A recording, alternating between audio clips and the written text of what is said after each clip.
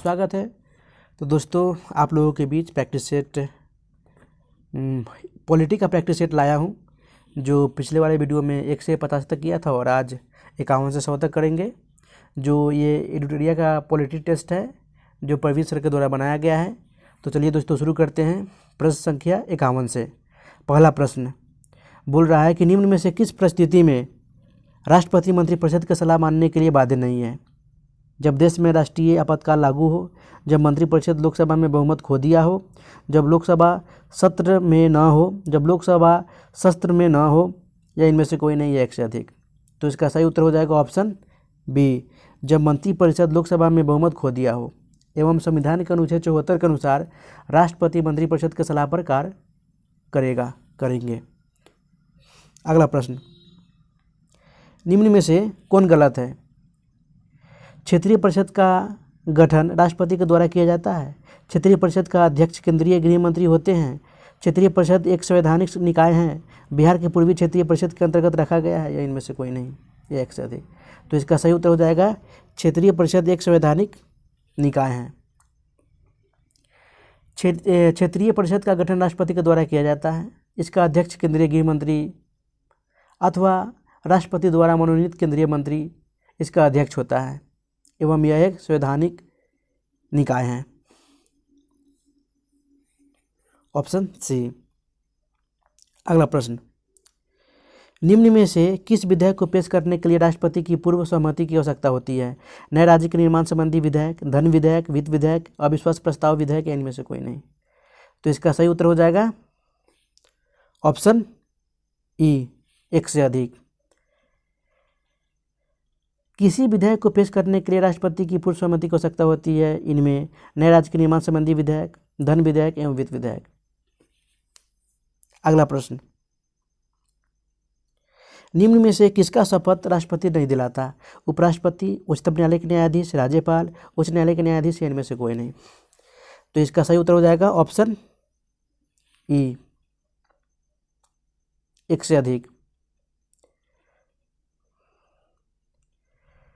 क्योंकि राष्ट्रपति किसी का शपथ राष्ट्रपति नहीं दिलाता है, वो हैं राज्यपाल एवं उच्च न्यायालय के न्यायाधीश। नहीं दिलाते हैं राष्ट्रपति। राज्यपाल को उच्च न्यायालय के मुख्य न्यायाधीश शपथ दिलाते हैं तथा उच्च न्यायालय के न्यायाधीश को राज्य का राज्यपाल शपथ दिलाते हैं। अगला प्रश्न, भारत के महान्यायवादी अटॉर्नी जनरल का कार्यकाल भारतीय संविधान के अनुसार कितने वर्ष निश्चित किया गया है? 3 वर्ष, 5 वर्ष, 10 वर्ष, 7 वर्ष, या इनमें से कोई नहीं। तो इसका सही उत्तर हो जाएगा ऑप्शन ई, इनमें से कोई नहीं। संविधान के अनुच्छेद 76 के अनुसार भारत के महान्यायवादी की पद की व्यवस्था की गई है।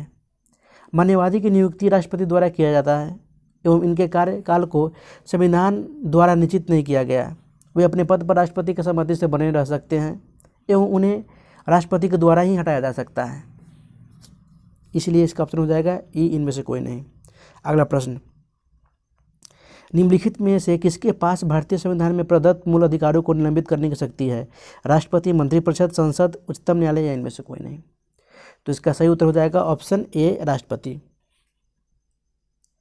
लेकिन किसी भी परिस्थिति में अनुच्छेद 20 और अनुच्छेद 21 में प्रदत्त मूल अधिकार निलंबित नहीं हो सकते हैं। यह भी गौर करने वाली बात है। अगला प्रश्न,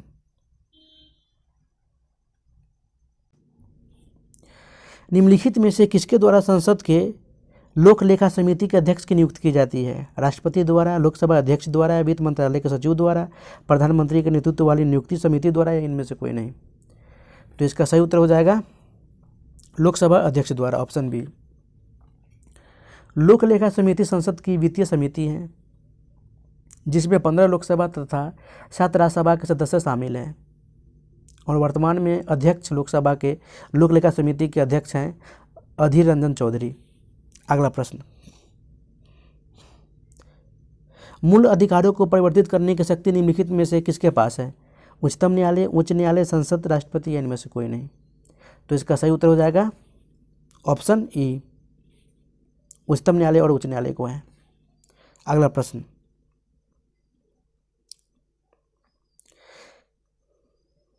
निम्नलिखित में से किस संसदीय समिति को अस्थायी मितव्ययिता समिति भी कहा जाता है?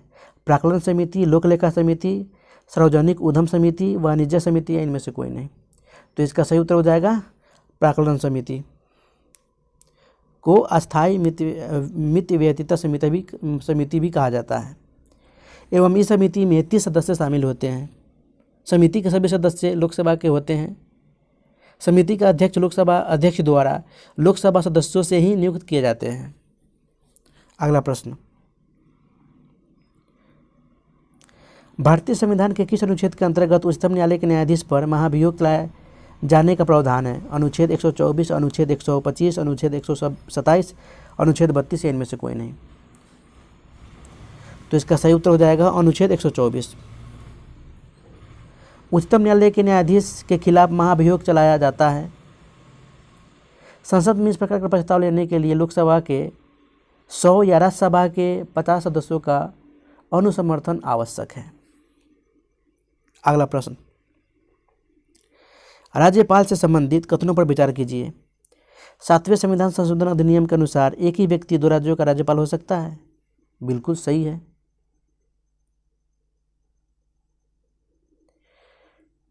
राज्यपाल पद की नियुक्ति होने के लिए राज्य विधानसभा के सदस्य चुने जाने की योग्यता रखता हो। अनुच्छेद 213 के तहत राज्यपाल आदेश जारी कर सकता है। उपरोक्त में से कौन सा कथन सही है? तो इसका सही कथन हो जाएगा ऑप्शन बी, जो कि बोले हैं कि 7वें संविधान संशोधन अधिनियम के अनुसार एक ही व्यक्ति 2 राज्यों का राज्यपाल हो सकता है एवं अनुच्छेद 213 के तहत राज्यपाल आदेश जारी कर सकता है। यानी ऑप्शन 1 और 3 सही है। अगला प्रश्न, निम्नलिखित में से कौन सा कथन गलत है? 1784 के पिट्स इंडिया एक्ट के तहत कंपनी के राजनीतिक एवं वाणिज्यिक कार्यों को पृथक कर दिया गया। 1833 का चार्टर अधिनियम द्वारा बंगाल के गवर्नर जनरल को भारत का गवर्नर जनरल बना दिया गया। 1892 के भारत परिषद अधिनियम के तहत पहली बार गवर्नर जनरल की परिषद के विधायी एवं प्रशासनिक कार्यों का अलग कर दिया गया। 1858 के भारत शासन अधिनियम के तहत भारत में मंत्री पद की व्यवस्था की गई। या इनमें से कोई नहीं। तो इसका सही उत्तर हो जाएगा 1892 के भारत परिषद अधिनियम के तहत पहली बार गवर्नर जनरल की परिषद की विधायी एवं प्रशासनिक कार्यों का अलग कर दिया गया। ये ऑप्शन गलत है, ऑप्शन सी। 1892 नहीं, 1853 के चार्टर अधिनियम के तहत पहली बार गवर्नर जनरल की परिषद की विधायी एवं प्रशासनिक कार्यों को अलग कर दिया गया है। अगला प्रश्न, 1861 के भारत परिषद अधिनियम की निम्न में से कौन सी विशेषताएं हैं? इसके द्वारा कानून बनाने की प्रक्रिया में भारतीय प्रतिनिधियों को शामिल करने की शुरुआत हुई। इस अधिनियम ने मद्रास और बम्बई प्रेसिडेंसियों को विधायी शक्तियाँ पुनः देकर विकेंद्रीकरण की प्रक्रिया की शुरुआत की। इस अधिनियम द्वारा वायसराय को आदेश जारी करने की शक्ति प्रदान की गई। इस अधिनियम द्वारा भारतीय मामलों पर ब्रिटिश संसद का सीधा नियंत्रण स्थापित किया गया। इनमें से कोई नहीं है एक साथ ही। तो इसका सही उत्तर हो जाएगा ऑप्शन ई, जो बोल रहा है कि कौन कौन सी विशेषताएं हैं। तो इसके द्वारा कानून बनाने की प्रक्रिया में भारतीय प्रतिनिधियों को शामिल करने की शुरुआत हुई। बिल्कुल सही है। इस अधिनियम ने मद्रास और बम्बई प्रेसिडेंसियों को विधायी शक्तियाँ पुनः देकर विकेंद्रीकरण की प्रक्रिया की शुरुआत की। बिल्कुल सही। इस अधिनियम द्वारा वायसराय को अध्यादेश जारी करने की शक्ति प्रदान की गई। बिल्कुल सही। इस अधिनियम द्वारा भारतीय मामलों पर ब्रिटिश संसद का सीधा नियंत्रण स्थापित किया गया। यानी सारे के सारे ऑप्शन सही है। अगला प्रश्न, निम्न में से कौन सा कथन गलत है? भारत शासन अधिनियम 1919 के अंतर्गत पहली बार केंद्रीय बजट को राज्य के बजट से अलग कर दिया गया। 1773 के रेगुलेटिंग एक्ट के तहत भारत में केंद्रीय प्रशासन की नींव रखी गई। भारत शासन अधिनियम 1935 के तहत प्रांतीय स्वतंत्रता की शुरुआत की गई। 1909 के अधिनियम के अंतर्गत अप्रत्यक्ष चुनावी प्रणाली की शुरुआत हुई। या इनमें से कोई नहीं। तो इसका सही उत्तर हो जाएगा ऑप्शन डी, ये कथन गलत है। 1909 के अधिनियम के अंतर्गत अप्रत्यक्ष चुनाव प्रणाली की शुरुआत हुई। ये गलत है।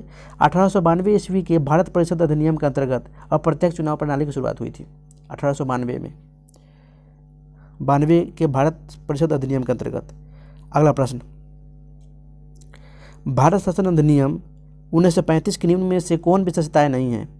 इस अधिनियम के तहत केंद्र और राज्यों के बीच शक्तियों का बंटवारा किया गया। इस अधिनियम के द्वारा केंद्र में द्वैध शासन प्रणाली की शुरुआत की गई। इस अधिनियम के तहत भारत में एक संघीय न्यायालय की स्थापना की गई। इस अधिनियम के अंतर्गत 1937 में भारतीय रिजर्व बैंक की स्थापना की गई, या इनमें से कोई नहीं। तो इसका सही उत्तर हो जाएगा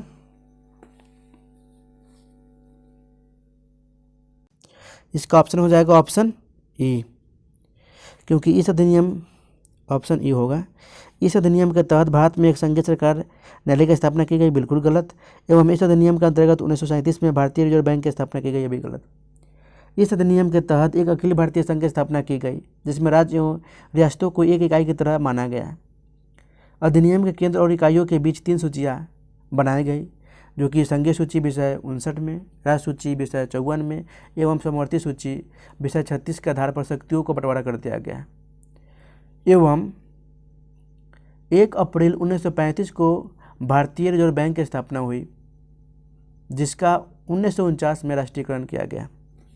तो इसलिए सी और डी ऑप्शन गलत होगा, विशेषताएं नहीं है, इसलिए इसका ऑप्शन हो जाएगा ई। अगला प्रश्न जो कि सुमेलित करना है। अगला प्रश्न देख लीजिए। अंतरिम सरकार 1946 के मंत्री और उसके विभाग के सही मिलान करें। सूची 1, सूची 2। अब इसका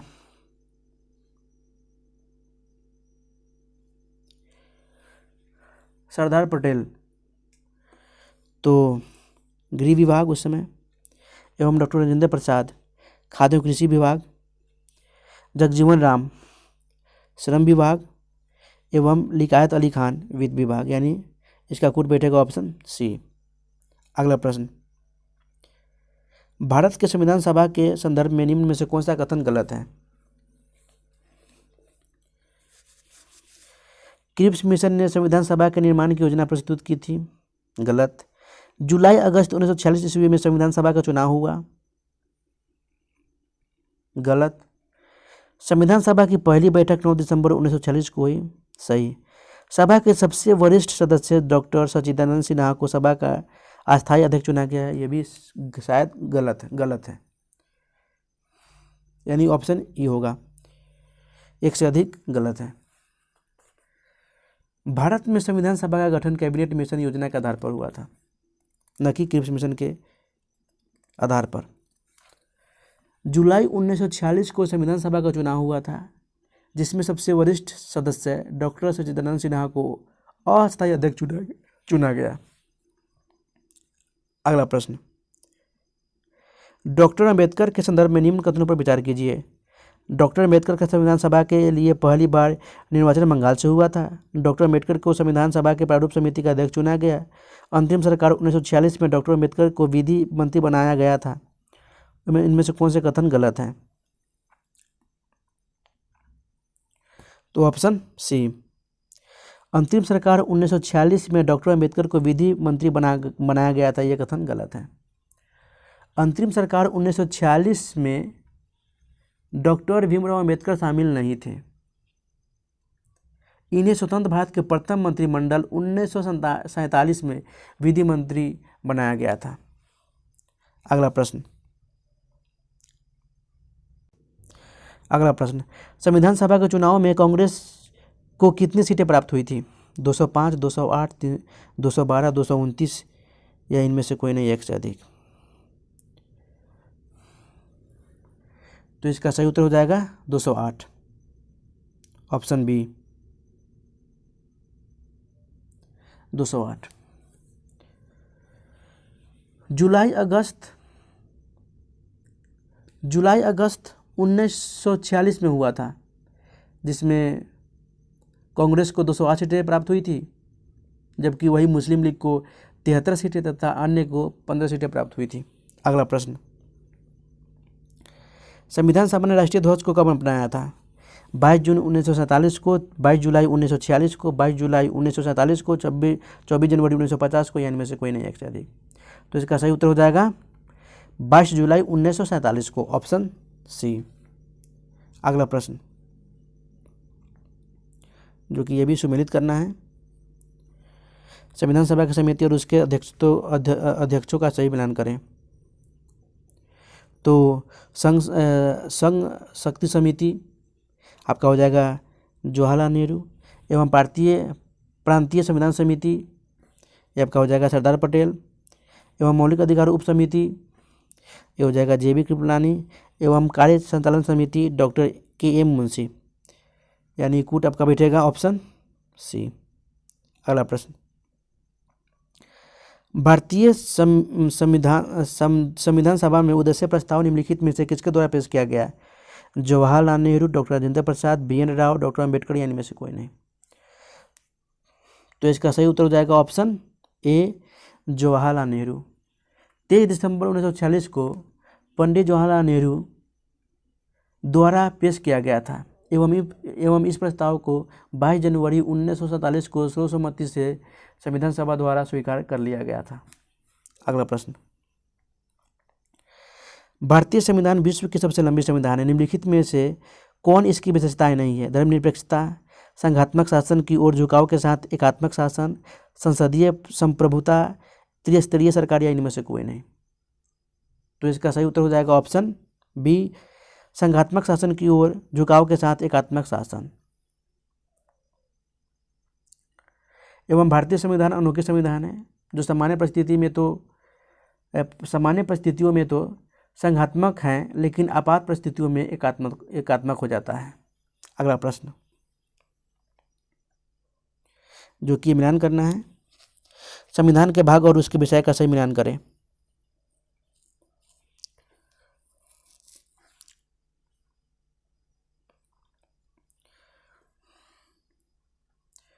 तो चार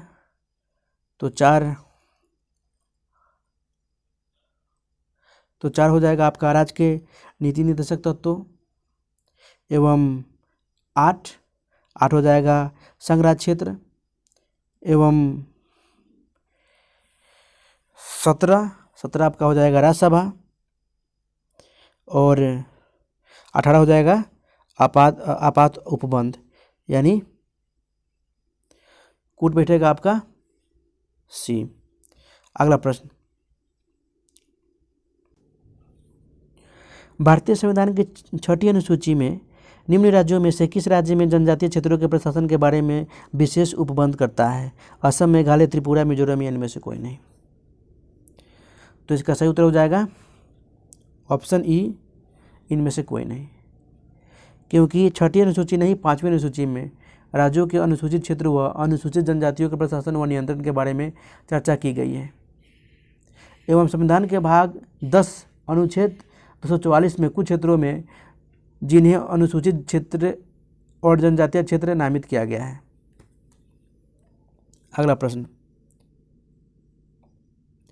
किसी विधेयक पर संसद के दोनों सदनों में गतिरोध उत्पन्न होने की स्थिति में संयुक्त अधिवेशन का प्रावधान भारतीय संविधान में किया गया। इस प्रकार के अधिवेशन का प्रावधान भारतीय संविधान में निम्नलिखित में से किस देश के संविधान से ग्रहण किया गया है? ब्रिटेन के संविधान से, कनाडा के संविधान से, ऑस्ट्रेलिया के संविधान से, फ्रांस के संविधान से, या इनमें से कोई नहीं। तो इसका सही उत्तर हो जाएगा ऑप्शन सी ऑस्ट्रेलिया के संविधान से। संविधान के अनुच्छेद 108 के अंतर्गत संयुक्त बैठक का प्रावधान किया गया है। संयुक्त अधिवेशन का प्रावधान भारतीय संविधान में किया गया है। अगला प्रश्न, भारतीय संविधान की प्रस्तावना के शब्दों को सही क्रम में समझाएं। प्रभुत्व संपन्न, धर्मनिरपेक्षता, समाजवादी, लोकतांत्रिक, गणराज्य।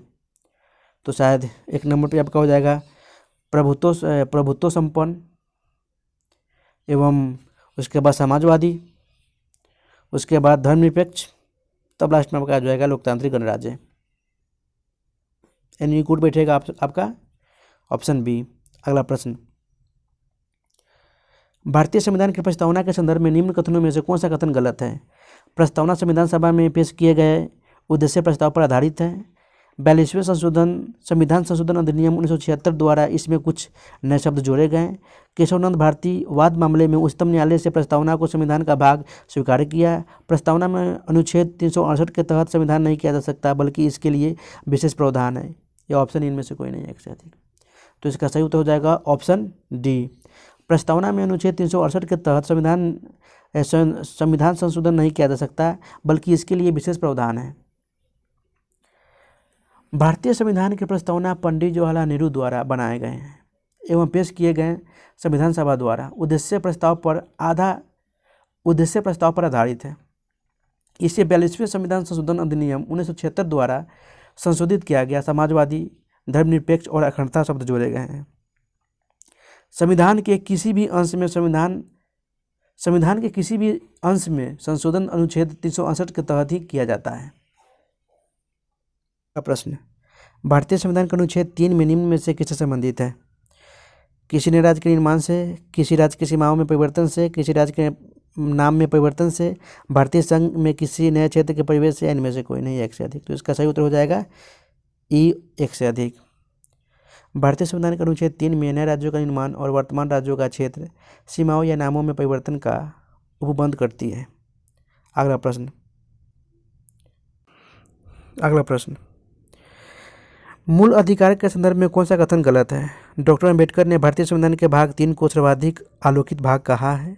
मौलिक अधिकारों के हनन की स्थिति में कोई नागरिक सीधे उच्चतम न्यायालय जा सकता है। मौलिक अधिकार किसी भी परिस्थिति में निलंबित नहीं किए जा सकती। भारतीय संविधान में वर्णित मौलिक अधिकार केवल भारतीय नागरिकों को ही प्राप्त है, या इनमें से कोई नहीं। तो इसका सही उत्तर हो जाएगा ऑप्शन ई, एक से अधिक। यानी सारे के सारे कथन सही है। भाग 3 में अनुच्छेद 12 से 35 तक मौलिक अधिकार का वर्णन किया गया है। आपातकाल में मौलिक अधिकारों को निलंबित किया जा सकता है, लेकिन किसी भी परिस्थिति में 20 और 21 को निलंबित नहीं किया जा सकता। अनुच्छेद 20 और 21 को निलंबित नहीं किया जा सकता। अगला प्रश्न,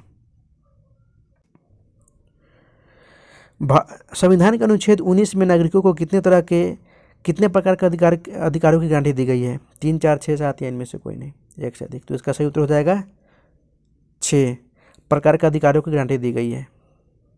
वो कौन कौन से हैं? वो पहला है वाक एवं अभिव्यक्ति की स्वतंत्रता, दूसरा है शांतिपूर्वक और निरायुध सम्मेलन का अधिकार, तीसरा संगम संघ या सहकारी समितियां बनाने का अधिकार, चौथा भारत के राज्य क्षेत्र में सर्वत्र आबाद संचरण का अधिकार, पांचवा भारत के राज्य क्षेत्रों के किसी भाग में निर्बाध घूमने और बस जाने का अधिकार, एवं छठा कोई भी वृत्ति, व्यापार या कारोबार करने का अधिकार। अगला प्रश्न जो कि सुमेलित करना है, अनुच्छेद 36 बोल रहा है, तो 36 हो जाएगा राज्य की परिभाषा, एवं 40 हो जाएगा ग्राम पंचायत का गठन, 5 हो जाएगा 50 हो जाएगा न्यायपालिका से कार्यपालिका का अलगाव, एवं 51 हो जाएगा अंतर्राष्ट्रीय शांति और सुरक्षा का प्रोत्साहन। यानी कुट आपका बैठेगा ऑप्शन बी। अगला प्रश्न, निम्नलिखित में से कौन नीति निर्देशक सिद्धांत नहीं है? सहकारी समितियों का प्रोत्साहन, औद्योगिक प्रबंधन में कर्मचारियों की सहभागिता, समान कार्य हेतु समान वेतन, पर्यावरण संरक्षण एवं संवर्धन तथा वन एवं वन्यजीवों की सुरक्षा, या इनमें से कोई नहीं। तो इसका सही उत्तर हो जाएगा ऑप्शन ई, इनमें से कोई नहीं। अगला प्रश्न,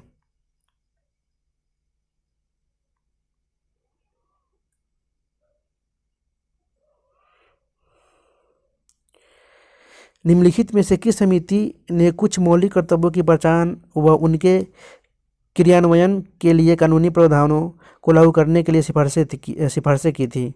जे.एस. वर्मा समिति, बी.एन. वर्मा समिति, स्वर्ण सिंह समिति, यशवंत सिंह समिति, या इनमें से कोई नहीं। तो इसका सही उत्तर हो जाएगा जे.एस. वर्मा समिति, ऑप्शन ए। नागरिकों के मूल कर्तव्यों संबंधी जे समिति 1999 में कुछ मूल कर्तव्यों की पहचान व उनके क्रियान्वयन के लिए कानूनी प्रावधानों को लागू करने की सिफारिश की गई थी। अगला प्रश्न, किस अनुच्छेद के तहत संविधान में संशोधन करने की शक्ति प्रदान की गई है? अनुच्छेद 363, अनुच्छेद 365, अनुच्छेद 368, अनुच्छेद 372, यानी में से कोई नहीं। तो इसका सही उत्तर हो जाएगा अनुच्छेद 368, ऑप्शन सी। अगला प्रश्न,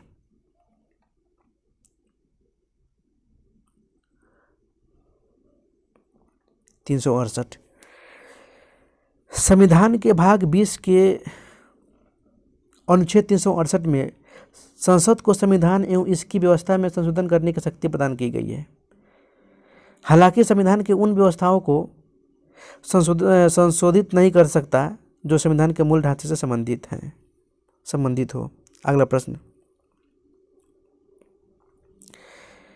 निम्नलिखित में से किस में संशोधन करने के लिए सांसद की विशेष बहुमत एवं आधे राज्य की स्वीकृति की आवश्यकता होती है? राज्य विधान परिषद का निर्माण या उसकी समाप्ति, नागरिकता की प्राप्ति एवं समाप्ति, संसद में राज्यों का प्रतिनिधित्व, संसद एवं राज्य विधानमंडल के लिए निर्वाचन, या इनमें से कोई नहीं। तो इसका सही उत्तर हो जाएगा संसद में राज्यों का प्रतिनिधित्व, ऑप्शन सी। अगला प्रश्न, निम्नलिखित में से कौन संसदीय व्यवस्था की विशेषता नहीं है? एकल नागरिकता, दोहरी नागरिकता, सामूहिक उत्तरदायित्व, दोहरी कार्यकारिणी, या इनमें से कोई नहीं। तो इसका सही उत्तर हो जाएगा एकल नागरिकता, ऑप्शन ए। एकल नागरिकता यह राष्ट्रपति शासन व्यवस्था की विशेषताएं हैं, न कि संसदीय व्यवस्था की विशेषताएं। अगला प्रश्न, केंद्र राज्य विधायी संबंध संविधान के किस अनुच्छेद में वर्णित किया गया है? अनुच्छेद 245 से 256 तक, अनुच्छेद 242 से 255 तक, अनुच्छेद 245 से 258 तक, अनुच्छेद 245 से 255 तक, या इनमें से कोई नहीं, या एक से अधिक। तो इसका सही उत्तर हो जाएगा ऑप्शन डी, अनुच्छेद 245 से 255 तक।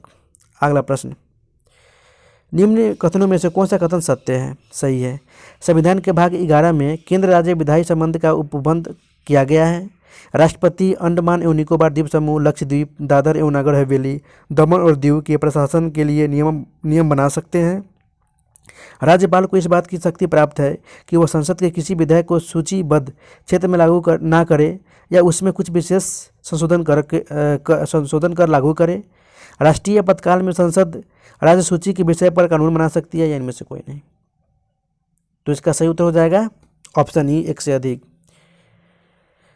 संविधान के भाग 11 में केंद्र राज्य विधायी संबंध का उपबंध किया गया है, बिल्कुल सही। राष्ट्रपति अंडमान एवं निकोबार द्वीप समूह, लक्षद्वीप, दादर एवं नगर हवेली, दमन व दीप के प्रशासन के लिए नियम बना सकते हैं, बिल्कुल सही। राज्यपाल को इस बात की शक्ति प्राप्त है कि वह संसद के किसी विधेयक को सूचीबद्ध क्षेत्र में लागू न करे एवं उसमें कुछ विशेष संशोधन करके लागू करे, बिल्कुल सही। राष्ट्रीय आपातकाल में संसद राज्य सूची के विषय में भी कानून बना सकती है, बिल्कुल सही। यानी सारे के सारे कथन सही हैं। अगला प्रश्न,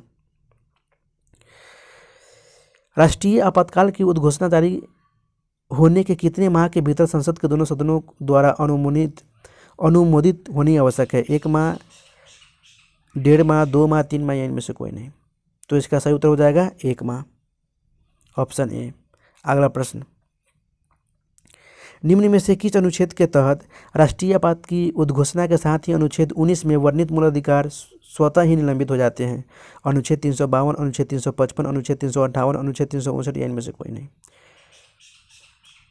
तो इसका सही उत्तर हो जाएगा इसका सही उत्तर हो जाएगा ऑप्शन सी, अनुच्छेद 358 के अनुसार जब राष्ट्रीय आपातकाल की उद्घोषणा की जाती है तब अनुच्छेद 19 द्वारा प्रदत्त 6 मूल अधिकार स्वतः ही निलंबित हो जाते हैं एवं इनके निलंबन के लिए किसी अलग आदेश की आवश्यकता नहीं होती। अगला प्रश्न, वित्तीय आपात की उद्घोषणा संसद के दोनों सदनों द्वारा मंजूरी मिलने के बाद अधिकतम कितने दिनों तक प्रभावी रह सकती है? 6 माह, 1 वर्ष, 2 वर्ष, 3 वर्ष, या इनमें से कोई नहीं। तो इसका सही उत्तर हो जाएगा इनमें से कोई नहीं, ऑप्शन ई। अगला प्रश्न, राष्ट्रपति के पद के निर्वाचन हेतु निम्न में से कौन अर्हताएं शामिल नहीं है? वह भारत का नागरिक हो, बिल्कुल सही। अर्हताएं शामिल नहीं है।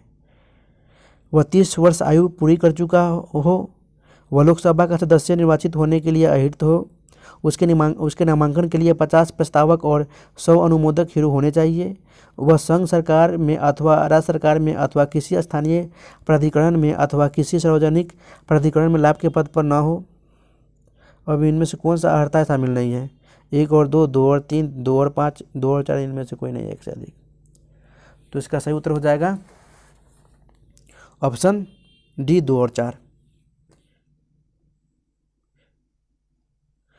जो बोल रहा है कि वह 30 वर्ष आयु पूरी कर चुकी हो।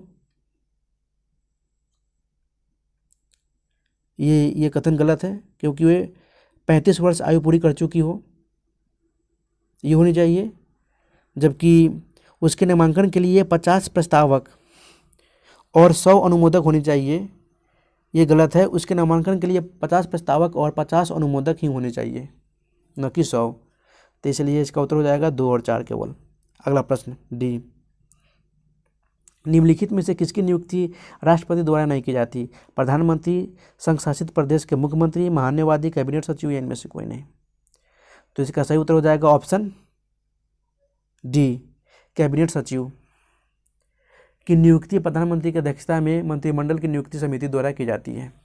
अगला प्रश्न, संसद के दोनों सदनों द्वारा पारित किसी विधेयक को राष्ट्रपति संविधान के किस अनुच्छेद के तहत अपनी सहमति प्रदान करता है, जिससे वह विधेयक कानून का रूप धारण कर लेता है? अनुच्छेद 85, अनुच्छेद 97, अनुच्छेद 107, अनुच्छेद 111 या इनमें से कोई नहीं। तो इसका सही उत्तर हो जाएगा अनुच्छेद 111, ऑप्शन डी। अगला प्रश्न, राज्य विधानमंडल द्वारा पारित किसी विधेयक को जब राज्यपाल राष्ट्रपति के विचारार्थ हेतु भेजता है तो राष्ट्रपति को विधेयक पर निर्णय कितने माह के भीतर देना अनिवार्य है? 1 माह, 3 माह, 6 माह। संविधान में कोई समय सीमा निर्धारित नहीं की गई है, इनमें से एक से अधिक है, कोई नहीं। तो इसका सही उत्तर हो जाएगा ऑप्शन डी, संविधान में कोई समय सीमा निर्धारित नहीं की गई है। अगला प्रश्न, राष्ट्रपति द्वारा जारी किए जाने वाले अध्यादेश के संबंध में कौन सही नहीं है?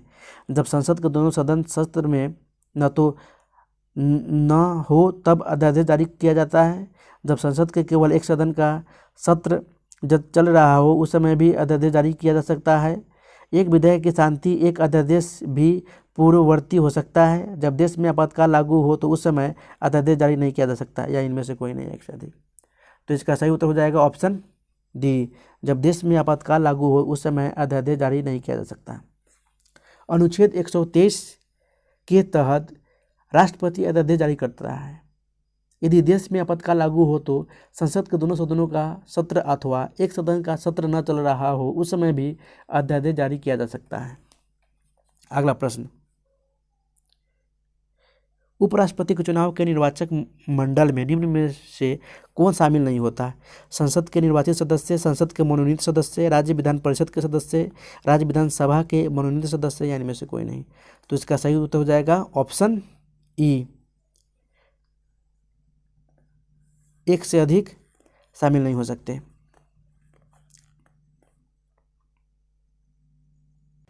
जो हैं संसद के निर्वाचित सदस्य एवं संसद के मनोनीत सदस्य, निर्वाचित और मनोनीत सदस्य शामिल नहीं हो सकते। अगला प्रश्न, निम्नलिखित में से किस संविधान संशोधन द्वारा उपराष्ट्रपति के चुनाव प्रक्रिया में संशोधन करके वर्तमान चुनाव प्रक्रिया को अपनाया गया? 2वां संविधान संशोधन अधिनियम द्वारा, 5वां संविधान संशोधन अधिनियम द्वारा, 10वां संविधान संशोधन अधिनियम द्वारा, 11वां संविधान संशोधन अधिनियम द्वारा, या इनमें से कोई नहीं, एक से अधिक। तो इसका सही उत्तर हो जाएगा 11वां संविधान संशोधन द्वारा, ऑप्शन डी। 1961 के द्वारा हटा दिया गया 11वां संविधान संशोधन अधिनियम 1961 के द्वारा हटा दिया गया तथा वर्तमान प्रक्रिया जिसके आधार पर चुनाव होता है एवं उनको अपनाया गया है।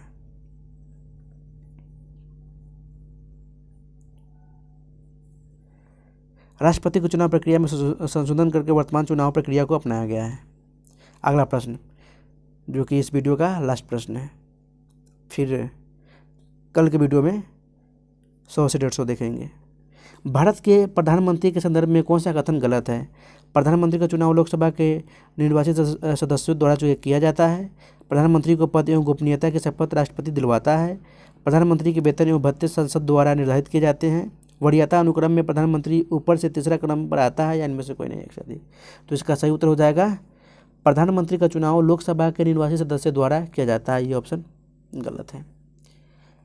संविधान में प्रधानमंत्री के निर्वाचन और नियुक्ति के लिए कोई विशेष प्रक्रिया नहीं दी गई है। अनुच्छेद 75 में केवल इतना कहता है कि राष्ट्रपति प्रधानमंत्री की नियुक्ति करेगा। हालांकि इसका अभिप्राय यह नहीं है कि राष्ट्रपति किसी भी व्यक्ति को प्रधानमंत्री नियुक्ति करने हेतु स्वतंत्र है। वैसे राष्ट्रपति प्रधानमंत्री की नियुक्ति करता है, लेकिन ये संविधान में मेंशन नहीं है, तो इसलिए इसका ऑप्शन हो जाएगा ऑप्शन ए। इस क्वेश्चन का उत्तर हो जाएगा ऑप्शन ए। तो दोस्तों आज के लिए इतना ही,